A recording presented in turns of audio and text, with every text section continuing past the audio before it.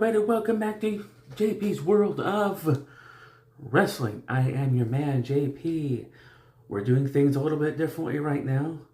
I'm in my kitchen right now because it's kind of late at night. It's Friday night. My wife has just gone to bed and I don't want to keep her up.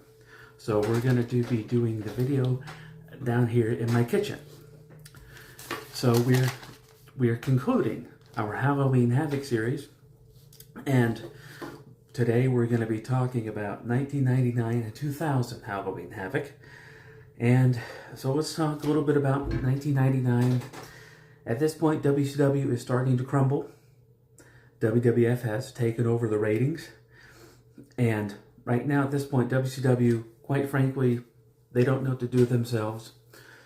According to Eric Bischoff, a lot of it had to do with the fact that they were having to do Thunder. And Eric Bischoff really didn't want to do Thunder, and WCW really didn't have the resources to do Thunder, but yet, the network, Turner Broadcasting, they wanted another primetime wrestling show, and so they were kind of in a bind. So the product started to struggle a little bit here, but once again, it's at the MGM Grand in Las Vegas, Nevada, October 24th, 1999. And in the first match, we have a Cruiserweight Championship match. The champion, Disco Inferno, takes on Lash LaRue. And I actually remember Lash LaRue. He was a red-headed guy with these sideburns, and he was actually a pretty good wrestler. I actually always really liked Lash. But in this one, Disco Inferno, able to retain the title. Then we have a tag team street fight. So, and it was a 3 teams, and it was a street fight, which means no tags. It means everybody's just in there fighting with each other with weapons and stuff and all that kind of fun jazz. But it was Harlem Heat versus the Filthy Animals, and those members were Kidman and Conan. And then against the First Family, Brian Knobbs and Hugh Morris. I believe the First Family was a wrestling team managed by Jimmy Hart. So, the winners of this one, I believe, was Harlem Heat. So, I kind of forgot to mark down who won this one, but nevertheless, there you go. And then we had Eddie Guerrero versus Perry Saturn, Brad Armstrong versus Berlin with the Wall. And again, those are ones that I forgot to mark down who won, but nevertheless, those were matches. And back then, WCW pay-per-views were unlike WWF pay-per-views in that not every match was a payoff for a feud. A lot of times they would just throw matches together that whoever the booker, well, this is an interesting match, let's have these two guys wrestle on a pay-per-view. So, anyway, so then we had a TV championship match, Rick Steiner versus Chris Benoit. Rick Steiner retains. And then Lex Luger versus Bret Hart. Lex Luger wins by submission with the torture rack. Then we have the WCW Heavyweight Championship. The champion, Sting, versus Hulk Hogan. Now, this is important because Hulk Hogan at this point has returned to his red and yellow roots. No longer is he Hollywood Hogan here. He has returned to his former red and yellow glory, and he's wrestling Sting here. But Sting wins the match, and I think at this point, Sting has turned. They tried to turn Sting heel, but it really didn't work. But nevertheless, Sting's the winner here. And then we had the U.S. title on the line. Goldberg wins the title against Sid Vicious by TKO, technical knockout. And then we had Diamond Dallas Page versus Ric Flair. Diamond Dallas Page victorious over the Nature Boy. Woo! And then in the last match, we had Goldberg versus Sting. And both these guys had wrestled previously. And I think there might have been some sort of deal that whoever won between those two matches would wrestle each other at the end. But in the end, Goldberg wins the match against Sting. And that ends WCW Halloween Havoc 1999.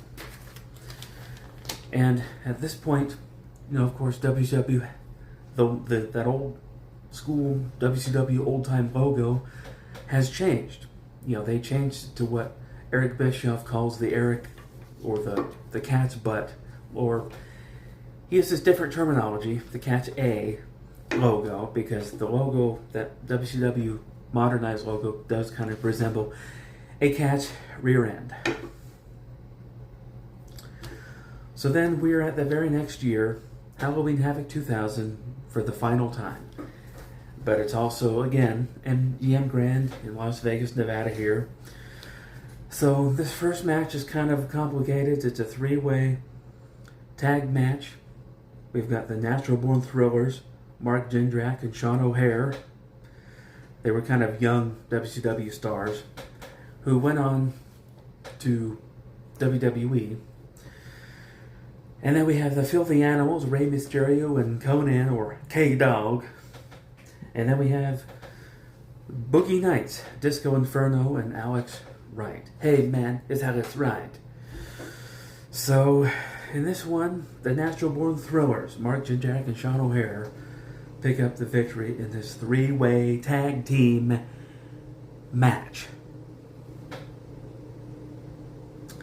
Okay, so we have Reno, and so this is for the WCW Hardcore title. So we have Reno with a big win over Sergeant AWOL, which I believe he was part of the Filthy Animals, but I don't remember. To be honest, I really, at this point, I was still clinging on to hope that WCW would get better, but I really wasn't invested. And then we have the Misfits, Lieutenant Loco and Corporal Cajun, which I think is Lash LaRue and somebody, I don't know, versus the Perfect Event, Sean Stasiak and Chuck Palumbo. I don't know. Anyway, I think the Misfits won. So, and then we have an intergender tag team match. We have Filthy Animal members Conan and Tigress. I don't remember it all. So then we have Shane Douglas and Tori Wilson. And Conan and Tigress victorious over Shane Douglas and Tori Wilson. Tori Wilson actually went on to WWE. And she ended up getting married to Billy Kidman. They were married for a while. They're not married anymore. But Tori Wilson is now a WWE Hall of Famer. So then we have Buff Bagwell versus David Flair in a first blood match. Buff Bagwell defeats David Flair. No surprise there. David Flair wasn't a very good wrestler. In fact, he wasn't really a wrestler at all. He in no way filled the shoes of his legendary father, Ric Flair. Woo! Except for David Flair, it's woo. I don't know. So then we had a kickboxing match. We had Mike Sanders versus Ernest Miller. I think Mike Sanders was an actual kickboxer, but Ernest Miller, 3-time karate champion. Ernest Miller, cool wrestler, but anyway, he's no match for Mike Sanders in a kickboxing match. Mike Sanders wins over Ernest the Cat Miller. And then we had Mike Awesome in a match against Vampiro. Mike Awesome victorious. Mike Awesome, ECW legend, former ECW world champion. And Vampiro had kind of like a dark vampire kind of gimmick. And then we had a United States Championship for the U.S. Championship title, but it's a handicap match. Then we had General Rectiola, I don't know, versus Lance Storm and Jim Duggan. Those guys were part of Team Canada. Jim Duggan, Hacksaw Jim Duggan, this long time, U.S. United States patriot, oh, USA, but they shaved off his beard and cut off his hair and made him a Canadian sympathizer. Turned him heel. And here he's with Lance Storm, another Canadian wrestler, ECW legend. But in the end, the General Rectiola, or General General Erection, supposed to have sort of a sexual type thing attached to it, but General Erection wins the match and wins the United States title or retains the United States title, whichever the case may be. I don't know. Then we have Jeff Jarrett with a victory over Sting, unfortunately. And then we have the WCW World title. Booker T wins the title or retains the title against Scott Steiner with Medeja, or I don't know, who cares? At this point, who really cares? And then we have a handicap elimination match, Goldberg versus Chronic, which was made up of Brian Clark and Brian Adams, aka Crush and Wrath. But Goldberg victorious over both guys, both members of Chronic. So there you have it. That concludes WCW Halloween Havoc. And as you can see, these matches, they weren't really very good.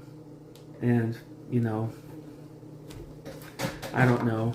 At this point, WCW was really, really starting to falter. But again, like I say, I was hopeful that at some point, you know, WCW would raise up from its former glory and retain. But it just didn't happen. And at this point, in 2000, you know, Eric Bischoff he was gone for a while. They brought in Vince Russo, and Vince Russo just wasn't very good at writing those long-term, compelling stories. You know, Vince Russo was good at, you know, writing angles, but he wasn't very good at writing the long-term stories. But they tried to bring in Eric Bischoff to try to, you know, fix some of the problems, but Eric Bischoff kind of knew that the writing was on the wall. But eventually, the very next year, WCW was bought by the World Wrestling Federation, and some of these young WCW wrestlers went on to join the WWE. Some of them didn't make it. You know, some of them were gone shortly after they got there in WWE, but nevertheless, this concludes Halloween Havoc. So I will probably try to condense, well, not really condense, but I'll make a playlist on my channel of all the Halloween Havocs. Maybe I'll try to do that. I really should do that with all of the pay-per-views. And I know some channels like they'll cover one event, then they'll move on to other things, and maybe come back to like the next. But I don't know. I have kind of a one-track mind where once I start something, I have to go forward and do all of them. That's just how my mind works. Anyway, but I hope that you've enjoyed this Halloween Havoc journey. You know, I've enjoyed talking about it, even though some of them were kind of hard to watch, but nevertheless, I didn't even really watch all of them, but for the ones that I didn't watch, you know, I'm kind of looking at them, I'm kind of glad I didn't.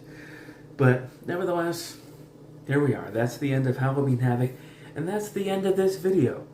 So again, if you're new, and if you like what I'm doing, feel free to like and subscribe, and I will see you next time.